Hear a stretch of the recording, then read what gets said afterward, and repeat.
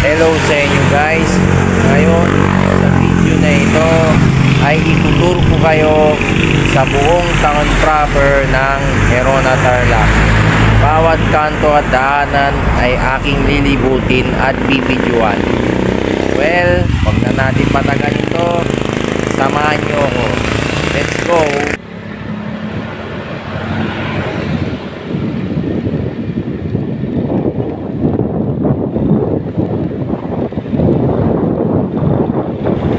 Since wala munang long ride ngayon, samahan nyo ako at ipapasyal ko kayo sa buong town proper ng Herona Tarlac. Lahat ng kanto, lahat ng street na nakapalibot sa buong town proper ay ating lilibutin sa video na ito. Enjoy watching lang guys.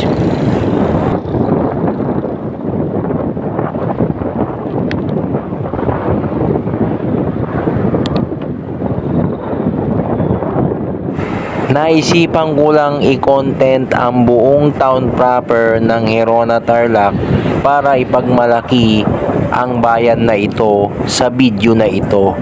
At proud ako na dito ako lumaki at tumanda.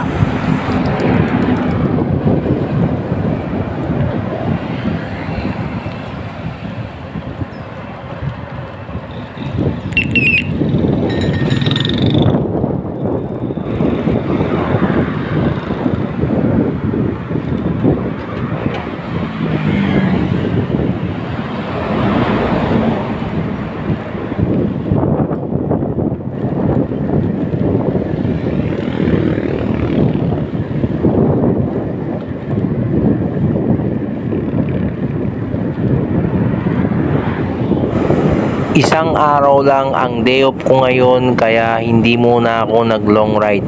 Ngunit may mga naka-line up na rin ako na mga titiradahin ko in the future. Pero hindi naman talaga lahat ng day off ay kailangan ko mag-ride. Minsan nilalaan ko rin sa personal life ko.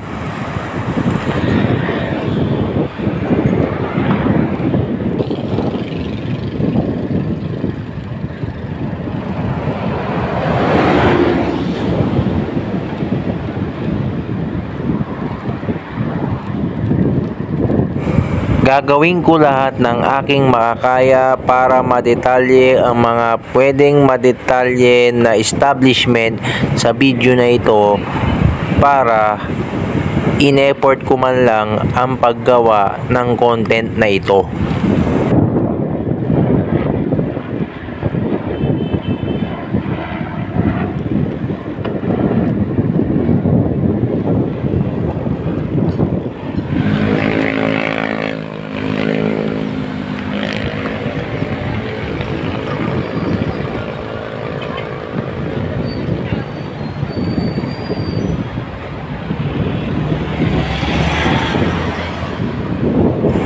Bawat pag-label ko ng mga establishment sa content na ito ay pawang ni-research ko lamang sa Google Earth or Google Map.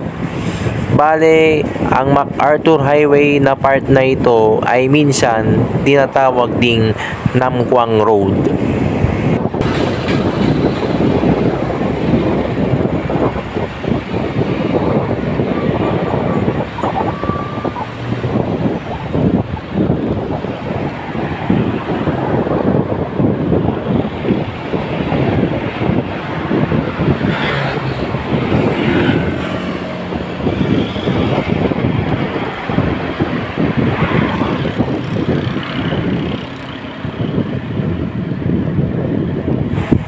Ang Herona Tarlac ay nakapaloob ang kanyang town proper, kaya meron itong magkabilaang junction. Minsan hindi ito napapansin ng mga biyahero dahil madalas sa highway sila dumadaan. Laging napapansin lamang ang karatig bayan na ito, ang Paniki Tarlac.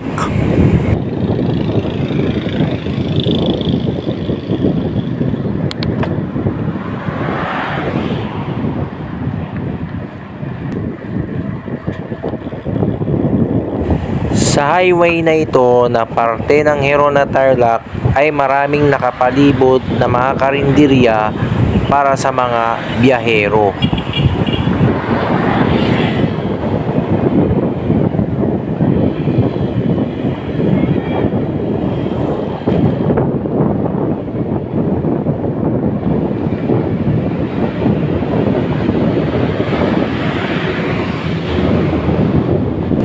Buti na lang, habang ginagawa ko ang video na ito ay nakisama naman ang panahon.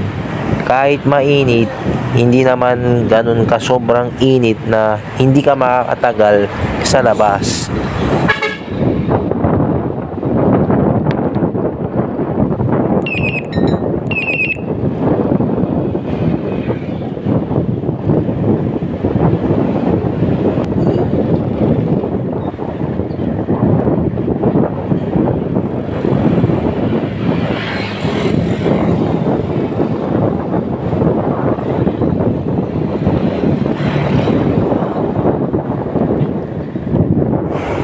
Konti lang ako magsalta sa video na ito dahil halos nile-label ko na lahat ang dapat i-label dito para hindi rin nakakapagod mag-narrate.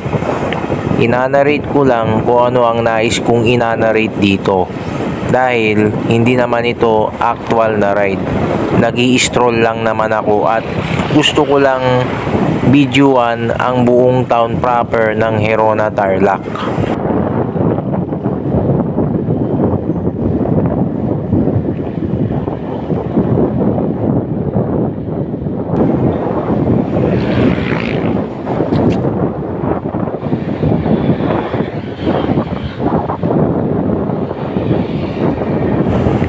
Ganito lang ang ginagawa ko kapag day off ko at wala naman akong masyadong lakad or wala rin akong mismong ride, nag-i-stroll lang ako. Ngunit kadalasan sa mga baryo or karatig bayan, nakakabitin kasi kapag dito ka lang mismo sa town proper. Ginawa ko lang naman ito para gawan ng content ang buong bayan ng Herona Tarlac.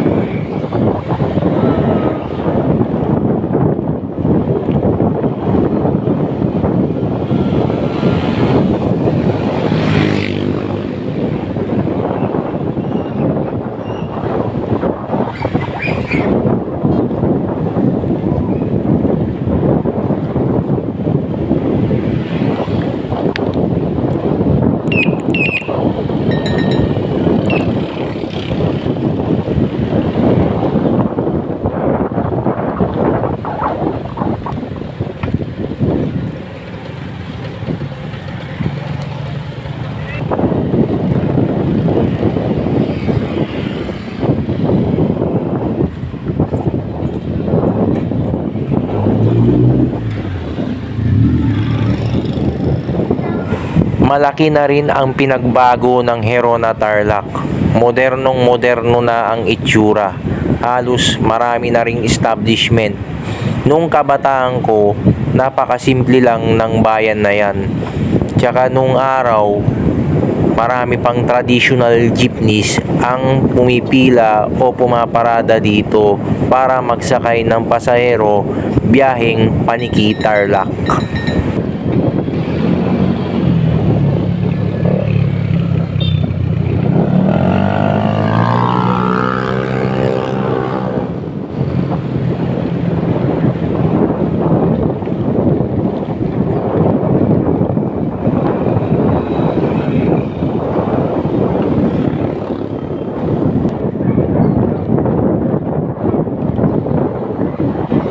Bale, sa eksenang ito ay nag-round trip muna ako or nag-loop muna ako palabas at pabalik ng town proper.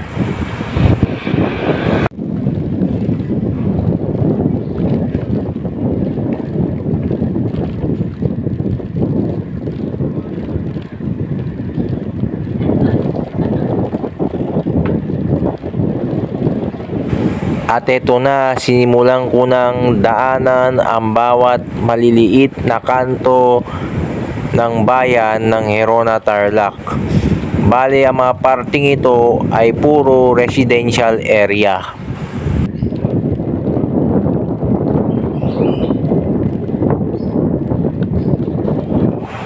Ang mga pasikot-sikot na daan na ito ay parte pa rin ng Gerona Town proper. Bale, ang Gerona Town proper ay nahahati sa 3 barangay.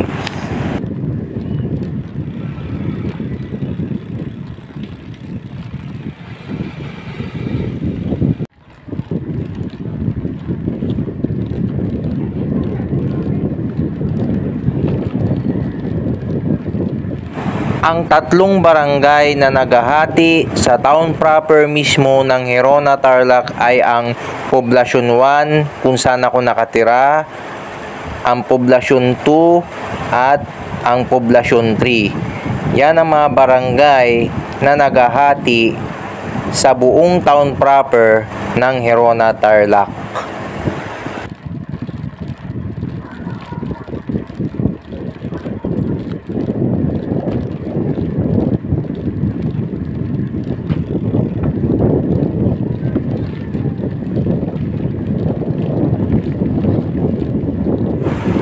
Ayon sa website ng geronatarlac.gov.ph, ang original name ng Gerona dati ay Pauntalon.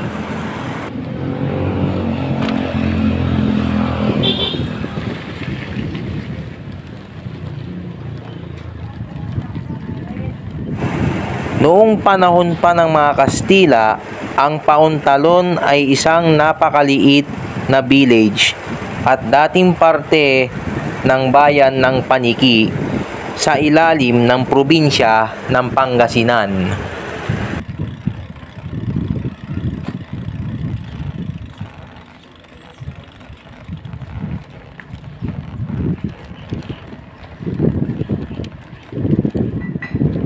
At nung early part of the 19th century, ang mga inhabitants ng Pauntalon ay lumago base sa migration ng mga tao galing sa northern provinces ng Luzon para makita ng mas maganda pang oportunidad.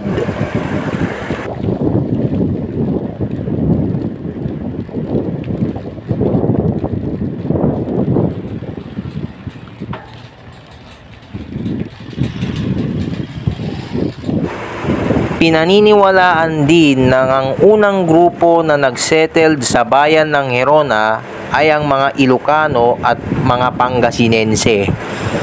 Kaya di na rin nakakapagtaka kung bakit predominant na dialect dito ay Ilocano.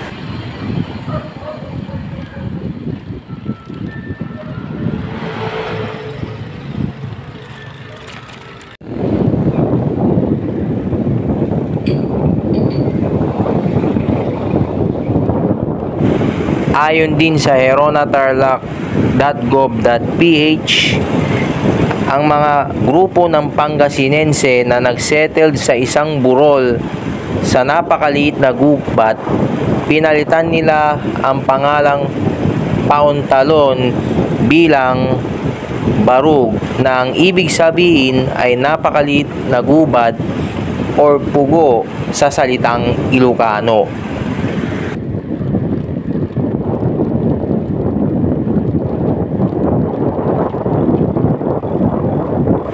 At ito na rin ang tinawag sa Pauntalon nung na-outnumbered ng mga Pangasinense ang mga Ilocano.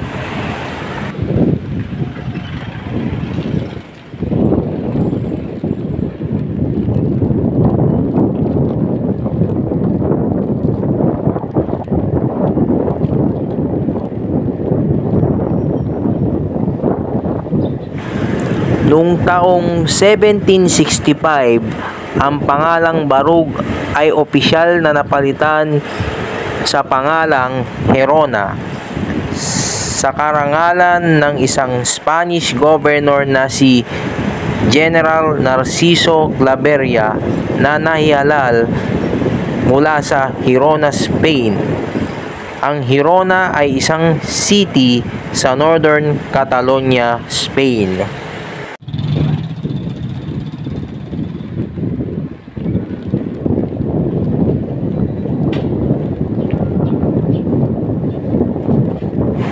Sana lang nagustuhan nyo ang pagbigay ko ng trivia para merong kabuluhan ang content na ito na nagpapatungkol sa bayan ng Gerona, Tarlac.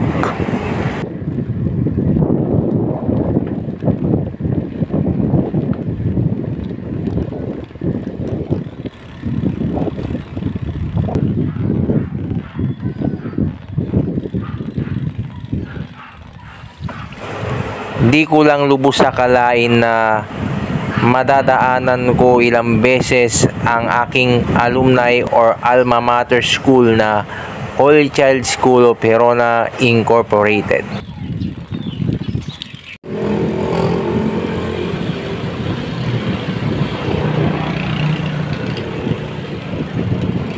Well, kahit paikot-ikot lang ako dito sa town proper ng Gerona, na-enjoy ko dahil sa aking pagbablog at syempre sabay papawisan na rin para masunog ang mga calories. Lalo na't medyo tumaba rin ako ng konti. Hehe.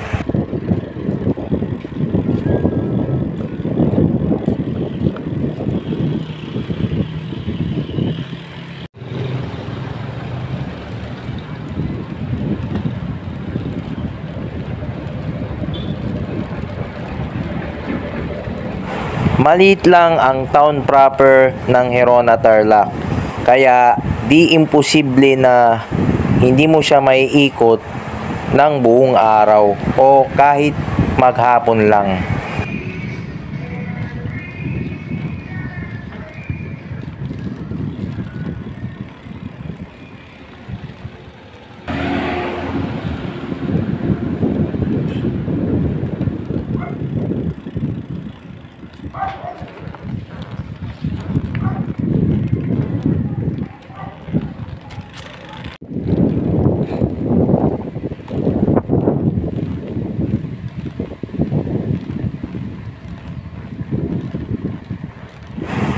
Okay na rin pala na umikot-ikot ako sa bayan at lahat ng pasikot-sikot at mga kanto o anuman sulok nakuhanan ko. Medyo nakaka-enjoy rin pala kahit ganito muna bago ka makapag long ride ulit. Pero syempre mas the best pa rin kapag long ride. Ngunit plano ko na talaga na bawat rides ko ay kukuhanan ko at i-edit ko para marami akong memories na babaunin.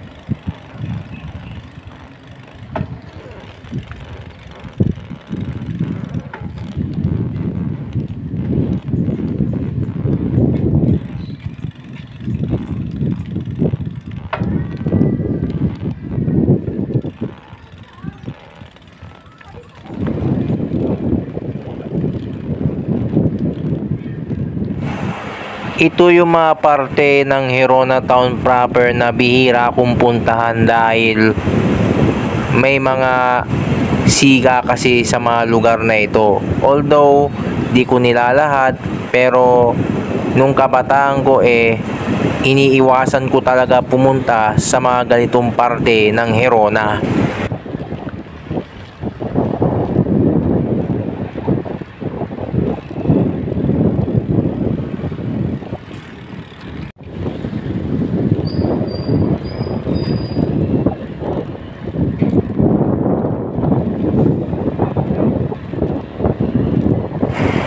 Isang oras ko rin ginawa ang pag-shoot ng video na ito para makagawa ng content para sa buong town proper ng Herona Tarlac.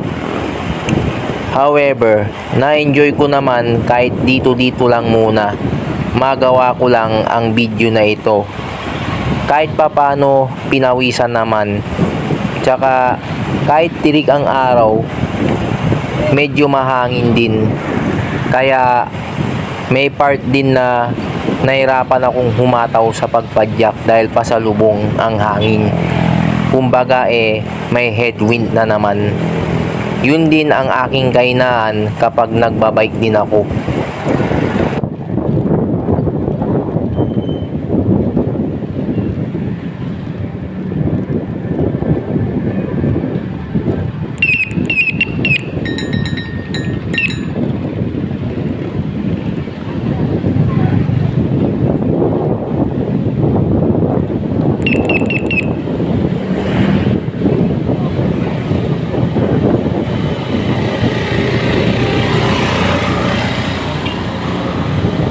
Linggo ito ng aking makuwanan, kaya may mga establishments na sarado sila tuwing linggo.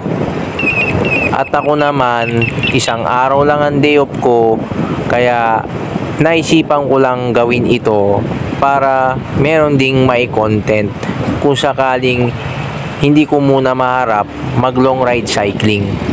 Tsaka syempre minsan may lakad din ang pamilya or may time ding nagyayayaan ang aking mga katrabaho. Siyempre, kailangan balanse lang sa lahat ng bagay at hindi lang iisang bagay ang focus mo sa buhay.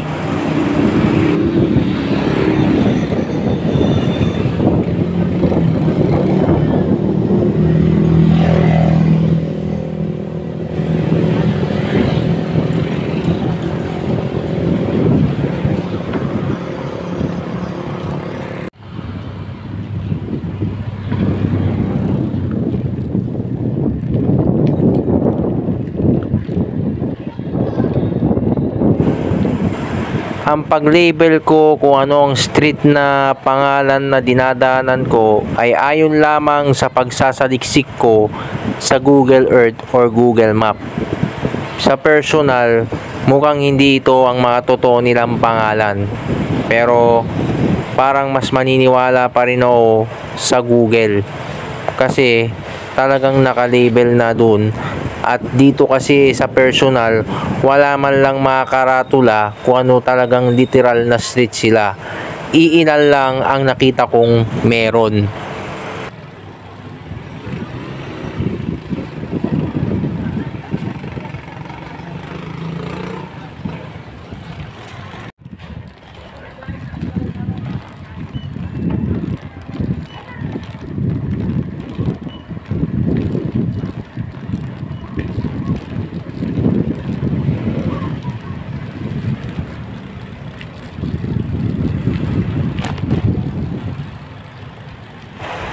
Sadyang inuna ko na talaga ang mga pasikot-sikot na kanto na hindi masyadong kilala sa town proper. Bale, mahuhuli kong kuwanan ang parte sa may palengke at sa may simbahan, pati na rin sa mismong town plaza. Although, hindi na street ang mga yun.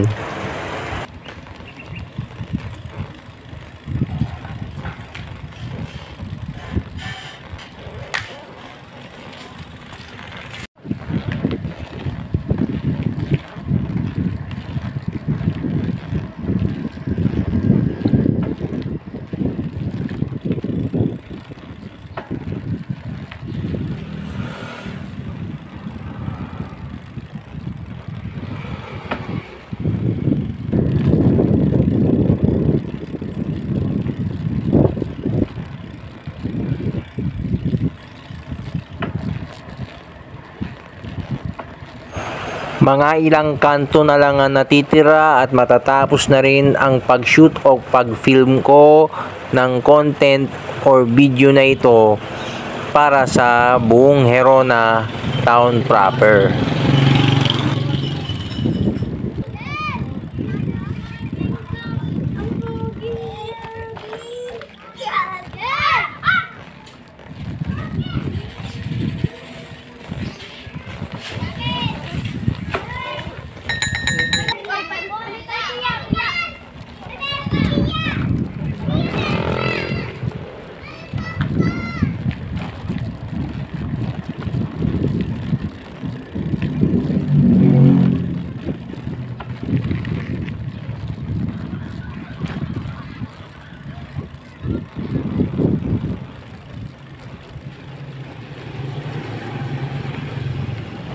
Nakakatakot din sa parting barangay na ito na meron ding mga asong gala na yung iba hindi ka hahabulin, yung iba hahabulin ka. Kaya meron ding eksena na maririnig na ako ay hinabol ng mga aso. Ngunit hindi ko sinama sa video yung eksenang yung aso mismo ang lumapit pa sa akin para taulan at habulin ako.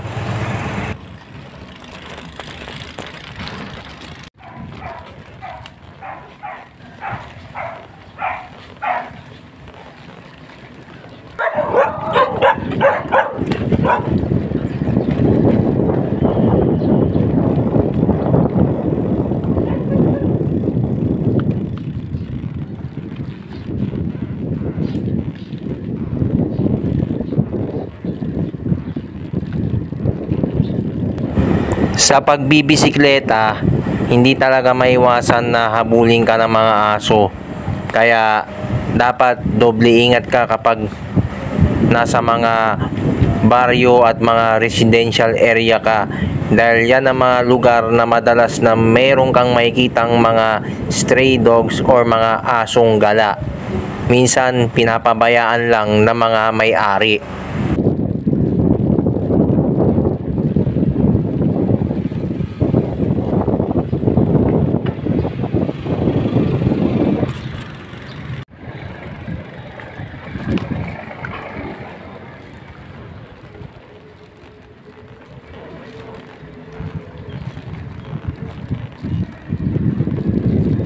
Dalawang eksena na lang ang natitira at matatapos ko nang ikutin ang buong town proper ng Herona Tarlac.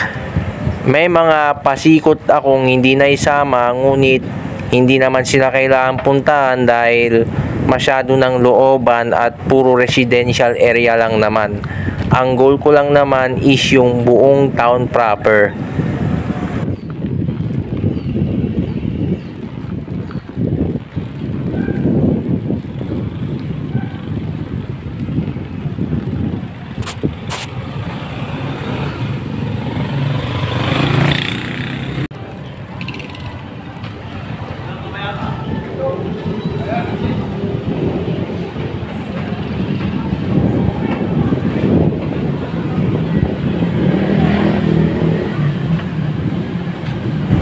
At eto na, nandito na tayo sa Herona Public Market. Ang pinakahuling iikutan ko sa buong entire video or content na ginawa ko sa town proper ng Herona Tarlac.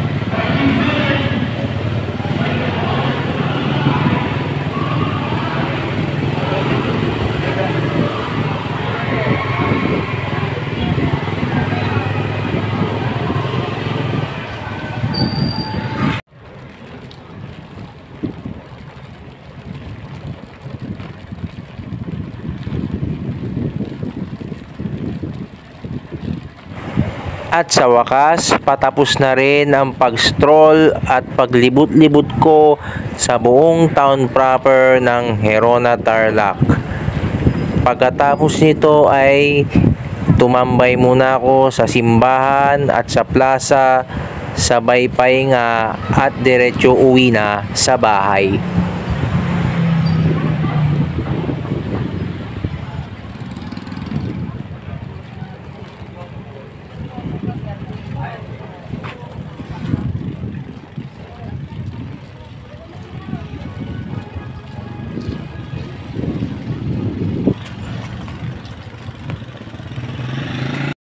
Ayan guys, nabidyoan ko na lahat ng bawat kanto at daanan dito sa town proper ng Herona Tarlac. Sa ngayon dumaan lang tayo dito sa St. Catherine of Alexandria Parish. ang simbahan dito sa town proper ng Gerona. Mamaya punta tayo sa plaza at yun na ang huling bibidyoan ko.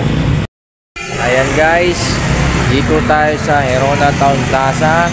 Ito ang huli kong bibidyoan.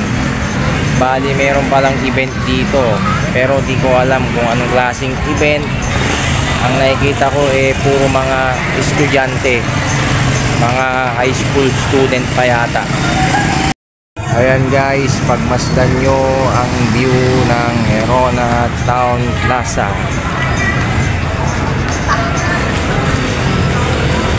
Daming motor oh. Ang dami ring kabataan.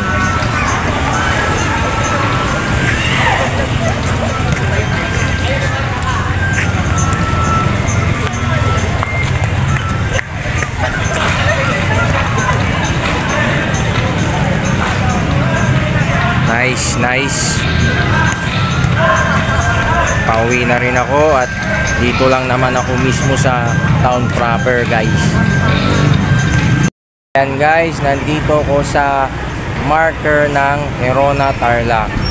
Bale, dito ko na tatapusin ang buong video na ito. Sana na-enjoy nyo ang pag-tour ko sa inyo sa bawat kalsada at buong town proper ng Gerona Tarlac. Maraming salamat sa panonood. Ride safe always. God bless.